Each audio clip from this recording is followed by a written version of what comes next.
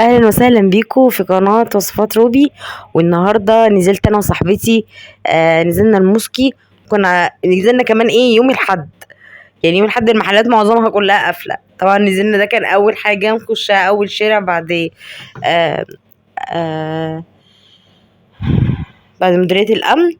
وانتوا عارفين طبعا الشارع ده كله كان فيه حاجات، سبلايز بتاعت المدرسة، زمزميات وكده. بس طبعا المحلات كلها قافلة، فده كان المحل الوحيد اللي كان فاتح فيه. النهارده كمان مشينا بقى مع بعضينا، وكانت المفاجأة بقى لقينا لكم محل كنز بجد. هتتفرجوا عليه في نص الفيديو. محل بتاع شنط. الأسعار بتاعته من أول 130 أغلى حاجة عنده 350 جنيه. يعني محل لقطة. دلوقتي طبعا ما لقيناش حاجة، دخلنا بقى بعد كده الموسكي اهو. وطبعا ده كده تحت الكوبري أو ممر من تحت كوبري المشاة. دخلنا فيه، وده اللي كان فيه محل الشنط. مشينا فيه انا وهي بقى اهي معايا. انا قلتلها بلاش ننزل يوم الحد، بس هي صممت. بصي محلات ازاي قافله. كان معظمها فعلا كان قافل. وطبعا طبعا انا حبيت انزل يوم الحد لان الدنيا بتبقى رايقه وكده، بس في محلات كتيره فاتحه.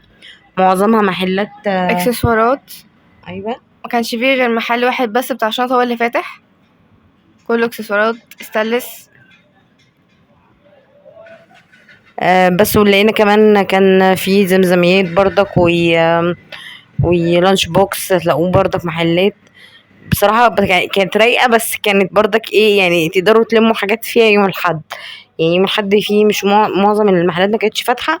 بس لو حابين هتنزلوا ده محل الشنط. بصوا هتلاقوا شنط بقى بتاعت المدرسة. بصوا قد ايه شنط. زي ما انا قلت لكم، يعني الشنط الصغيرة بتاعت الحضانة.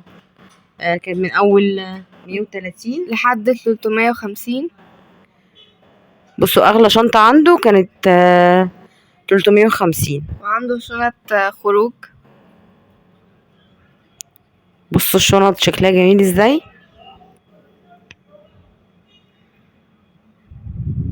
وعنده طبعا كميات، اللي حابب يشتري من عنده اي شنطة. كمان في شنط خروج عادي وحاجات كتيرة. طبعا بقى تعبنا من كتر المشي، لان كنا عمالين نلف على محلات فاتحة. وابتدينا بقى نركب وقلنا نصور لكم. شارع العتبة كله. دخلنا بقى من شارع العتبة كده ومشينا عشان نوريكم ان يوم الحد في ناس كمان فاتحين. معظمهم قافل اصلا. بس كان ميدان العتبة كله كان فاتح.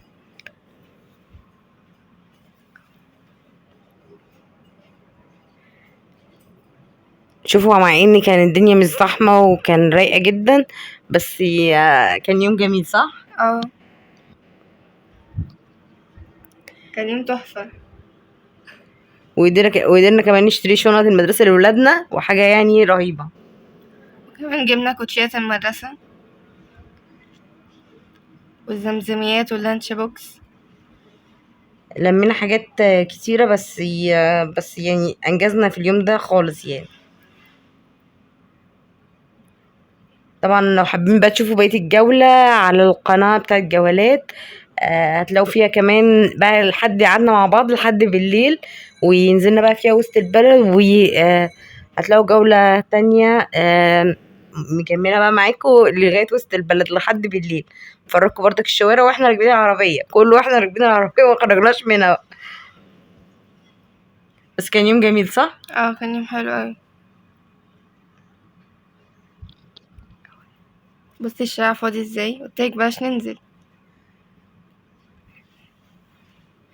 طبعا داخلين كده بقى على الميدان ده، طبعا على ميدان العتبة. بصوا المحلات طبعا معظمها كلها كان قافل.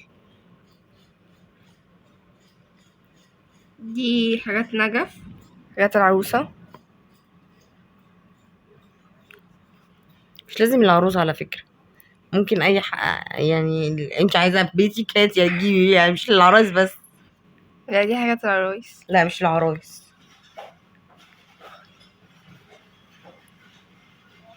هيشون السفر، مدارس. وشنطة السفر كان ب250 جنيه، كان في ب250 جنيه الصغيرة.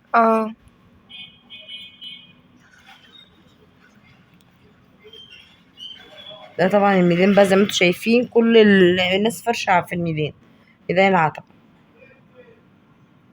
ترنجات بيت وهدوم خروج كوتشيات، بلاستيكات. كل حاجة هتلاقوها بقى في الميدان. نزلوا يوم الأحد على فكرة رايقة جدا، هتقدروا تجمعوا فيها يعني طلباتكم أو احتياجاتكم منها، يعني بدل ما تنزلوا يوم زحمة ما تعرفوش يعني تشتروا حاجة. وفي هدوم داخلية. اشمعنى ده اللي مركزة فيه؟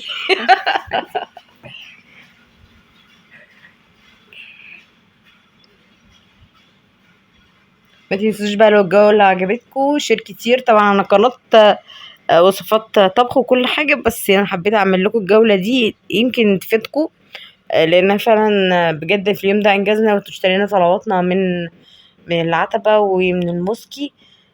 يا رب الجولة تكون عجبتكم. ما تنسوش لو الجولة عجبتكم لايك وشير وسبسكرايب للقناة، واشوفكم دايما على خير.